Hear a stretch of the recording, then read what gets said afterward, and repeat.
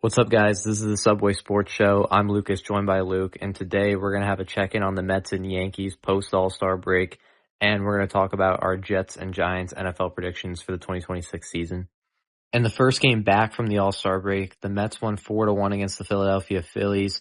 Christian Scott threw 5 2/3 scoreless innings, and Francisco Alvarez hit 2 home runs, also with a Brett Baty home run. But then in the second game of the series, they lost 6-1, a lost game. Sean Manaea got thrown around. Kodai Senga yet again got thrown around.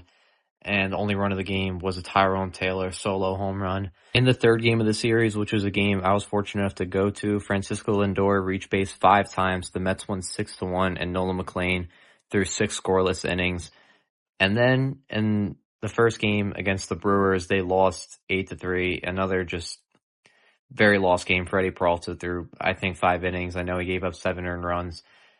But then in tonight's game, they won 4-0 against the Milwaukee Brewers. Another gem pitched by Zach Thornton. He threw 6 scoreless innings, and the Mets offense, they looked okay. A couple breaks, but the Mets are playing well post All-Star break. But I think what the Mets should do right now is definitely gain some momentum going into the 2027 season. We saw last year the Atlanta Braves, they were arguably quietly the best team in September. And even though it didn't mean anything because they were not in a playoff position or anything like that, it meant something going into 2026 because they have been in first place in the National League East since at least mid-April. So they've been in first place of the division for 3 months. And I think some of that has to be because they had a great final month of the regular season in 2025. They carried that momentum into 2026.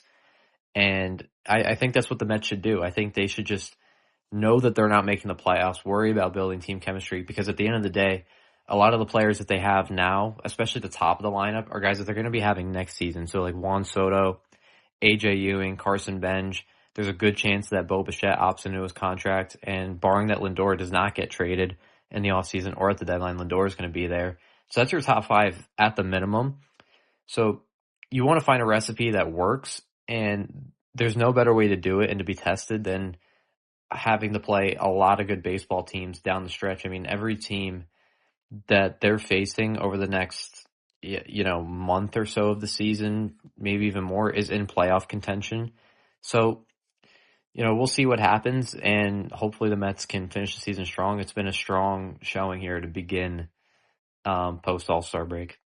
A player I want to talk about just for a little bit, because we're going to get more into trade deadline stuff in next week's video, is Freddie Peralta. And Freddie Peralta, after throwing 5 innings of giving up 7 earned runs, obviously his trade value has definitely gone down, but still make no mistake, his trade value is really high still. This is a proven player. He's a proven pitcher. Even though he doesn't go deep into games, there is still value in a guy that makes all 33, 34 starts a year. And last year led all of MLB, or at least in the National League, in wins, and pitched to a sub-3 ERA. So he still has value, even though he's had a major down year, 5+ ERA. So there still definitely should be, in every universe, a reason why the Mets should trade Freddie Peralta, and why his days as a Met are certainly numbered. Handing it over to Luke to talk about the Yankees. The Yankees play the Dodgers in 3 games. They've only won 1.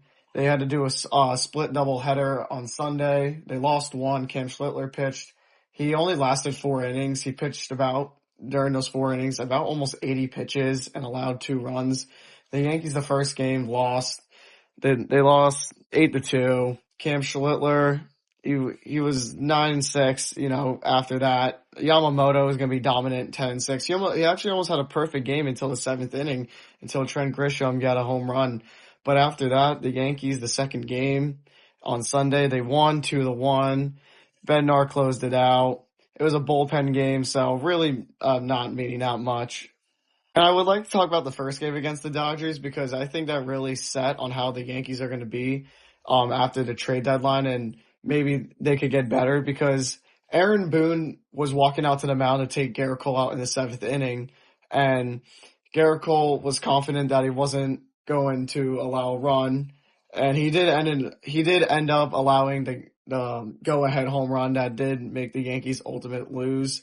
Garrett Cole this season so far, coming off injury, he is 3-5, but it's still a bad presence for the Yankees. I still think that first half is still there. End of the first half, they were horrible.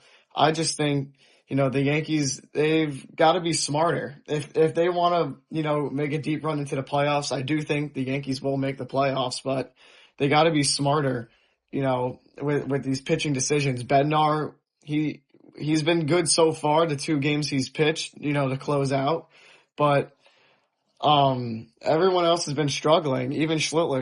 Schlittler, he's been our best pitcher, but prior to the All-Star break, he had a sub 2 ERA. Now it's a little over 2. So we'll see how the rest of the season goes. But on Monday, the Yankees did win in a nice win against the Pirates. Weathers pitched on Monday. He looked okay. A guy who they've traded for, had a 4 ERA. Nothing too spectacular to expect. But Jazz Chisholm, in the last 3 games, he's had 8 home runs, so he was on fire. He had 2 home runs that game. Paul Goldschmidt looked good. Bellinger looked good. The whole Yankees defense just looked good. Caballero's starting to hit again. So we'll see. There was rumors about, going into the trade deadline that, well, not rumors, Cashman did say that they're going to explore options for Spencer Jones and Jason Dominguez on what their future is with the Yankees. Jason Dominguez did speak about it. He said he does not want to leave, but ultimately I do think he will unfortunately leave the Yankees organization. He just hasn't shown who he is. Going into minors, he was a guy that everyone was scared to face against. If you were a pitcher, he was one of the top ranked prospects. He was really good in 2023 when he got called up in September, but had to get Tommy John surgery and just wasn't the same after that. So Lucas, we're going to make our NFL predictions now. I'm going to start with the New York Jets in week 1 against the Tennessee Titans. Robert Saleh, head coach of the Titans, as we all know, he was the coach of the Jets for a couple years. I don't think the Jets are going to win that one. But then you move into week 2, home opener against the Packers. Packers are a tough match. They're going to lose that one. Week 3 against the Lions, I just don't see that one being a win either. And then they face the Bears, and I'm sorry, but the Bears are looking really good. That's another loss. 0-4, but you face the Browns. You're at home. The Browns, let's face it, they're probably not going to play for anything either. I've actually got the Jets winning that one. So now they're 1-4, going up against the Patriots. Patriots always give them a hard time. They're going to lose. But then they go up against the Dolphins, and the Dolphins are horrible this year. Let's be honest, the Dolphins are easily on a bottom. They're on the bottom tier of everyone's tier list. I think the Jets are going to win this one. They're moving to week 8 against the Raiders. The Jets are 2-5. I think they're going to win this one too. We don't know who's going to be quarterback for the Raiders. Is it going to be Kirk Cousins? Is it going to be Fernando Mendoza at that point? I don't know, but I'm going to take the Jets to win that one. So now 3-5, and you're like, okay, after a 1-5 start, now you're 3-5. But I think it goes downhill from here. I think against the Chiefs, there's just no way they win. Then you play the Bills. The Jets don't beat the Bills anymore. Then they face the Chargers. I think that one's going to be a loss too. Against the Dolphins, you'd love for the Jets to sweep, but they never sweep. They never sweep division teams. That's going to be a loss. Heading into the bye week, they're 3-9. Face the Broncos. Broncos are really good. There's no way that the Jets can win with Geno Smith at quarterback against the Broncos defense. Against the Cardinals, most people are going to pick the Cardinals to win, or the Jets to win, but I'm going to pick the Cardinals to win this one. Then against the Patriots, the Jets are going to lose that one. They're going to get swept by the Patriots. Against the Vikings, hey, this game could be closer than people think because J.J. McCarthy is just not a good quarterback, but I think the Vikings are ultimately going to win this one. And then against the Bills, maybe if the Bills are resting starters, but even then, I still don't think the Jets are going to win that one. So my final prediction for the Jets is 3-14. They're going to be another top 3 pick. What else do you expect from a team that, sure, their defense improved a little bit, I would say. They still don't have a good pass defense at all, but their run defense seems to be improved. I like Garrett Wilson, obviously. I love Breece Hall. Everyone does. But outside of that, I mean, you got Geno Smith throwing them the football, and there's a couple nice things to like too, like Omar Cooper and Adonai Mitchell. They're nice.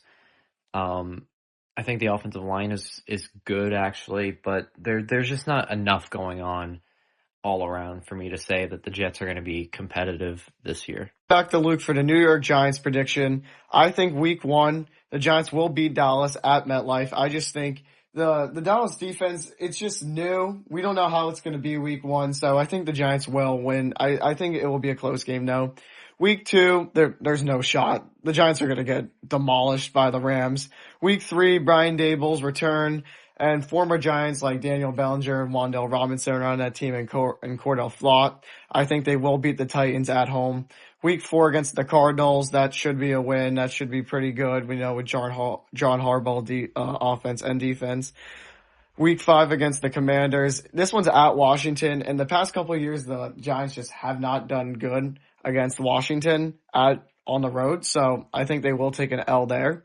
Week six against the Saints at home. I think they will get that win at MetLife. Week seven against Houston at Energy Stadium. I do think they will lose. Giants now in the bye week are 4-3, which is good. They're above 500. But then week 9 against the Eagles, they will lose. Week 10 against the Commanders. This time it is at MetLife. They will get the win. Week 11 at Jacksonville. I think they'll win that one. Week 12 against the former quarterback Daniel Jones. The Giants will beat the Colts on the road. Now heading into week 13, they're back home against the 49ers. They will lose this one, obviously. Week 14 against the Seahawks, against the 12-man. They're gonna lose, obviously. Super Bowl champs. There's just no way they win this. The Giants are too young. Week 15, Cleveland comes to MetLife. I think the Giants will win this. Cleveland's just historically terrible.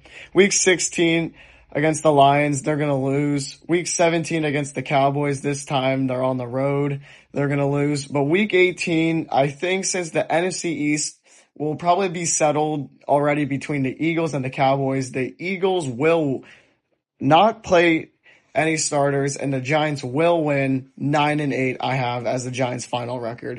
Thank you guys for stopping by. I'm Luke, joined by Lucas, and we'll see you guys next week.